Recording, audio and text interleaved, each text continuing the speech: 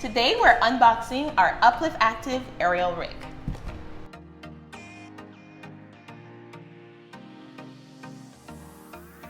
We're here unboxing our Uplift Active rig. So just a little background for you to know, we've been using an Uplift Active rig to create our content, and we've been training on it for about 4 years, I believe. Yeah, 4 years. Yeah, and we train every day. Both of us train every day, and we do pretty, like sometimes an hour to 2 hours or 3 hours a day. When we film, sometimes it's like 6 hours of training. So after 4 years, we felt like it was time to get rid of that rig and give ourselves a new rig. Upon trying to find a new rig, we had to consider all our options. We considered what we could do, the space that we have, and also the fact that we like to create content for you so that you can train at home. So weighing all our options in and the great experience that we've had with Uplift Active for the past 4 years, we decided that we should just stick with the same rig that we have because we've been so happy with it on our aerial journey.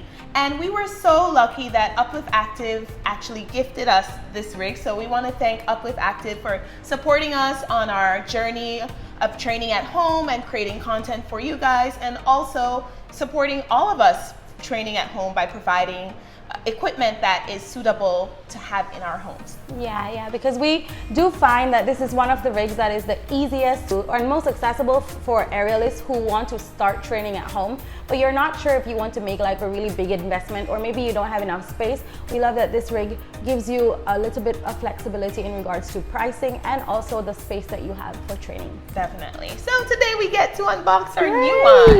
Yay! Yeah, so we figured if you're thinking about buying an aerial rig and you're wondering about Uplift Actives or the one that we have, this would be helpful for you. Yes. I think we need to turn it. Can we turn it? I think we might be able to loose this side of the box. Maybe. This side? Yeah. Oh yeah, okay. Tape on this side. Okay. Oh, I get to do that thing where you run the scissors across. And the thing is, I wanted to take the scissor and just in the middle, but I know that is a bit graphic for YouTube and you guys might think I'm crazy.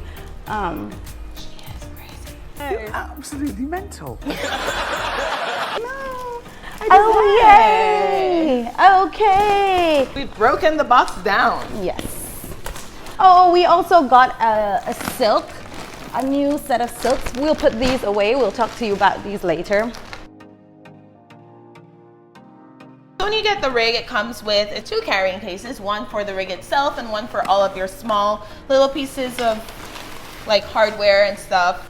This is the bag that it comes with. I like that this bag makes it so easy for you to like carry it around. With the last rig that we had, which is the same one, we used to take it outside and we also took it for performances at different places, and it worked really well because everything fits inside, so you don't have to worry about lugging giant pieces of metal like in your hand separately. So that's awesome. The top bar that we have here, we'll put it in the front. The top bar has the 2 leg connectors on the side. If you look underneath, you have, well, 2 on each side. This is where you will put these poles, which are the legs, into it. And then in the middle, we have the top bar connector loops. So it comes with 2 loops because if you want to put up an aerial hammock for aerial yoga, you would need 2 points. When we use it, we normally just use one of them, so we sometimes take one off. A lot of versatility here with how you want to rig your apparatus. Then we also have what we call the telescopic leg. So this leg can actually adjust. So we have these little tension pins on the end of them, and they also have little holes that you can see here. And those holes will allow you to adjust the rig to different heights. Yeah, and so yes, you can take off the tension pins and you can actually adjust it. And when we put it up, we'll show you how we will adjust them like that. The next thing we have is this little bag, and it comes with all of the tension pins. These are the other ones that go for the second tier of the legs. You should have 15 of these tension pins. They're so shiny and new. Yeah, the ones that we had, they were, like we said, 4 years old, and they left our hands black when we were putting them down. We haven't moved the rig in a while, so yeah. So seeing these new ones kind of gives us a hit of dopamine, you know? Yeah. Then we have 2 hex keys. They're different sizes, I guess, for the different nuts that we need to move around. So these are handy. You don't need to worry about having screwdrivers or anything to put this up. It comes with all of the tools that you need for it. And here are the straps. So we have 2 straps, and we use these on the side to secure it. Oh, these straps look different. Yeah, they're different from the They're other nice. ones. And yeah, they're nicer, Yeah. I think so. Yeah. All right, here you go. Yeah. So something else that we have to get, because I have really long legs and long arms, and so doing extended poses can be a struggle for me, especially if the top bar is limited.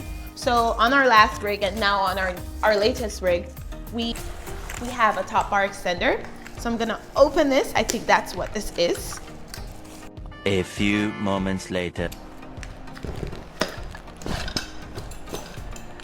Yes, so this is a top bar extender. So this helps to add a little bit more length to my top bar so that I have a bit more space to move around and to do extended poses when I am higher up on the rig.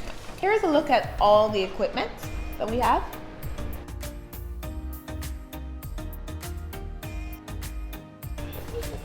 Actually, I feel like my legs would hit if we use this without the top bar extender. Yeah? Yeah, it looks short. Yeah, and it's not very long. Between me and you, I don't remember how to put this on. But we're gonna Taylor will be showing you guys how to put a top bar extender on. I don't. Okay. It's in one of these. Perhaps like here. Yep.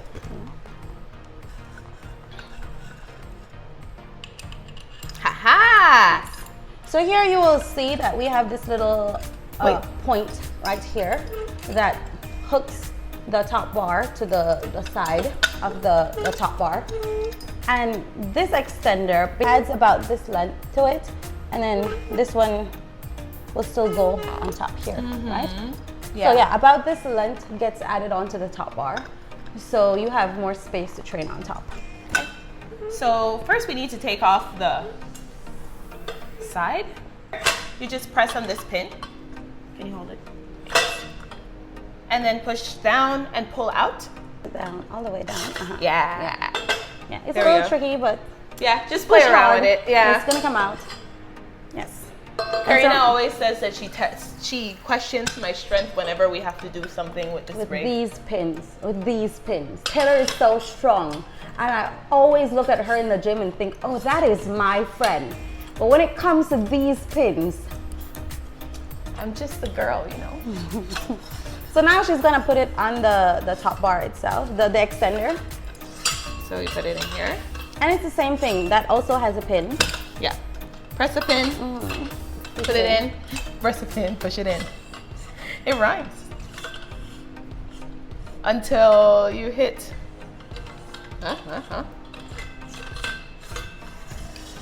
I pressed the pin and I pushed it in, but it didn't work. You have to. There we go. Got it. You have to make sure it's in line with the hole so that when it goes by the hole, it pops up. Yeah. If not, you're just gonna be searching for it. So you gotta play around it until it comes to this hole. Okay, now this one goes in, so you'll see how much longer it will seem to be. And again, there's a pin. Press the pin. Push it in. Make sure it hits there. The pin will automatically pop up. And And then you have your top bar extender. It's very sturdy. yeah.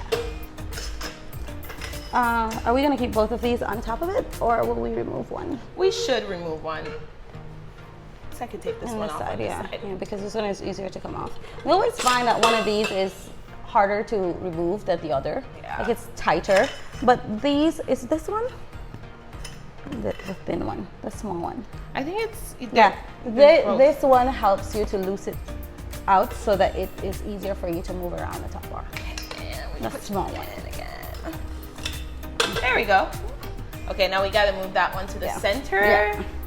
Because we're only using one, we use a swivel when we train, so all of our routines are spinning.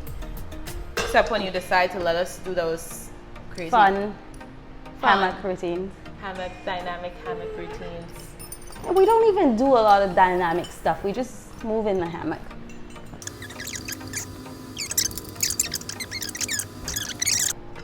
Might be loose enough now. Yes. Okay. Oh yeah, it's so much better. Okay, is that the center? We can get the measuring tape if you want to make sure it's centered. Oh, it's okay. It's like I'm basically a walking level, you know? You know, maybe she knows because she's always like all the way up there. So maybe she sees it when she's up there, like she sees it.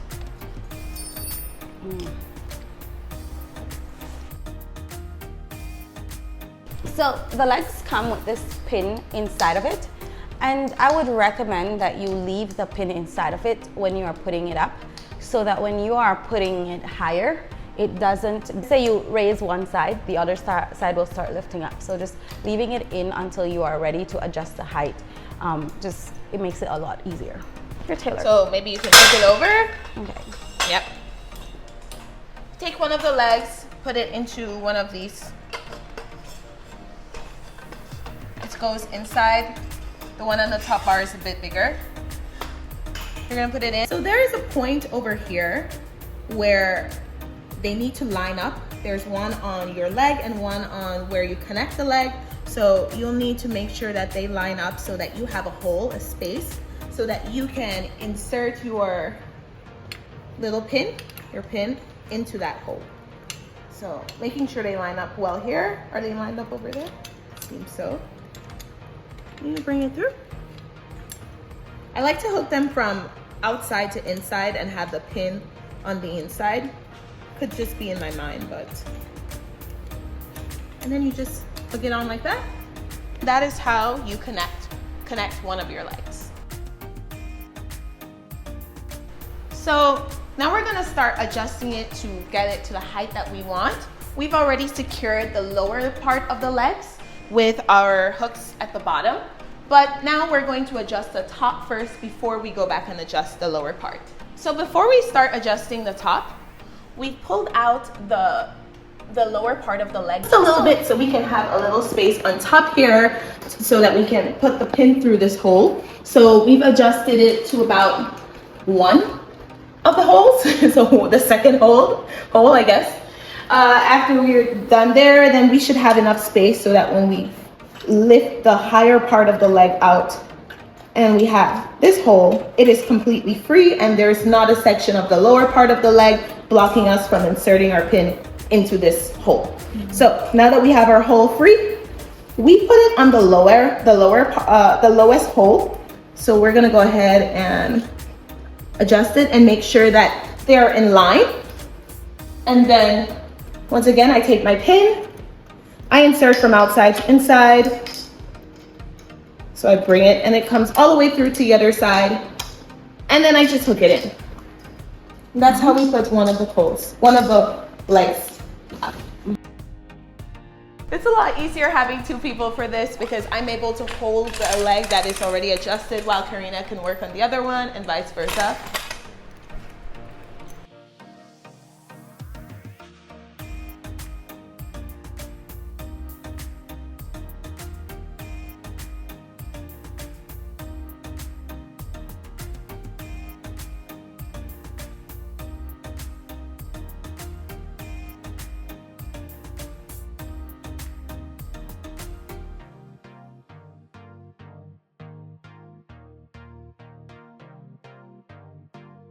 We have one more level to go up. Yep. At this height, it's about 8 feet, Yeah. more or less. And I think that if you're new to aerial and just starting out, you don't need that much height. This is perfect for you to rig a hoop or a hammock. We usually take it to about 11 feet for us. We can go to 11.5, but then it gets too close to the ceiling. And when we're on training and moving, it might end up like ruining our ceiling, and we don't want that. So instead we just bring it down a little bit. So we have it on the second highest setting. That is what it was from what it was designed for. We have put it higher than what it was supposed to be before. We don't recommend that you do that. Keep the pins within the holes. Don't take them above the holes. I think that ruins the integrity of the rig. So just keep it within the holes and make sure that you're doing it properly. So we go up, I think it comes with like 8 different holes on the bottom leg. We will go up all the way to 7, and then that's where we keep our rig. For us to take this up, we're just going to remove the pin from the bottom, and we're going to count 7 holes. So 1, 2, 3, 4, 5, 6, 7. And what I like to do is you'll notice that there's a line here that helps you with making sure that this hole is aligned with this hole on it. So what I do is, before I start using it, I will make sure that I can see the line in this hole here. And then I push it up. And once it gets to the hole, it will be exactly in line with how it's supposed to be. And then it's so easy to just put it in. Okay, and we're done with the bottom. Okay, Now we'll just do this to all 4 of them, the other 3 of them.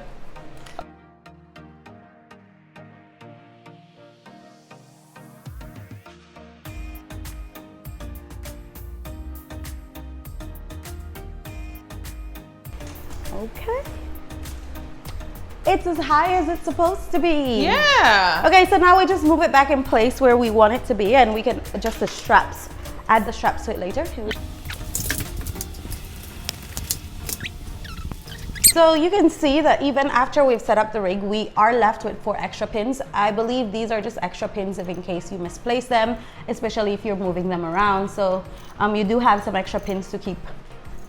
When you set up your rig and you're putting the legs down and putting it into place, you want to make sure that the bottom, the foot of your leg is set flush along the floor, so it's not lifting. So we don't want it to look like it's leaning on the side like this. It needs to be pretty stable and set down. And that makes the suction at the bottom of your legs able to support you and support the shaking that the rig would be making when you're on it. The last thing we need to put on our rig is our, what do you call these? The straps.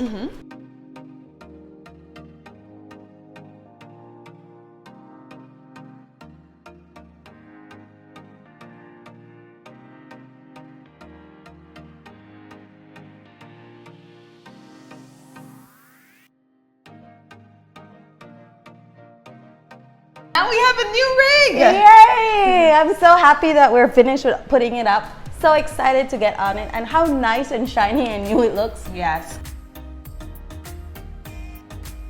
When it's time to take the rig outside, there's always the option to fully dismantle the rig, pack it up, and take it in its carrying case. However, since it's 2 of us and we're just taking it to our garden, Karina and I kind of cheat by half disassembling it. I know. So here we are, taking it down to its lowest tier so that it can fit through our door. We take off all the straps and then we collapse the rig to make sure it's as low as possible so that it can fit through our door frame. Then we grab 2 legs each, and then we'll carry it with us outside. The rig itself is not very heavy. I feel like our crash mat might be harder to carry than the rig, believe it or not. When we get it to our usual spot, we expand it once again, and the steps are very similar to adjusting your rig indoors. We pull it up sometimes a little bit higher when we're outside because we have a little more space. We don't have the ceiling to worry about. Here we are adding the straps to the side of the rig, and then we also wrap them around so they're not flying, and then we add our daisy chains to the top. We're just kind of used to having the daisy chains on top, but they're not really necessary. Karina always checks to see if it's at a height that's good enough for her, but it is, and so we're able to fly outside, and here we are happily using our rig. So if you are thinking about purchasing a rig at home, and especially if you are considering the Uplift Active rig, I hope this video is helpful for you, and it was clear enough so that you can kind of see the steps and how long it took. It took us about 20 minutes. Yeah, about 20 minutes. I mean, with the fact that we're filming it, it takes a little while. Yeah, we need to get right angles and stuff for you guys. So if you're thinking about buying your Uplift Active rig, it would really help us if you use our affiliate link to buy it. It helps us to make more content like this for you and all the other training videos that we're making. And if you decide to go with the rig, then also know that you can get $50 off of the rig if you use the code Besties50. And for all the other things that are not on sale on the Uplift Active store, use Besties10 and you can get 10% off of these things as well. Yes. Happy flying, and until next time, Bye.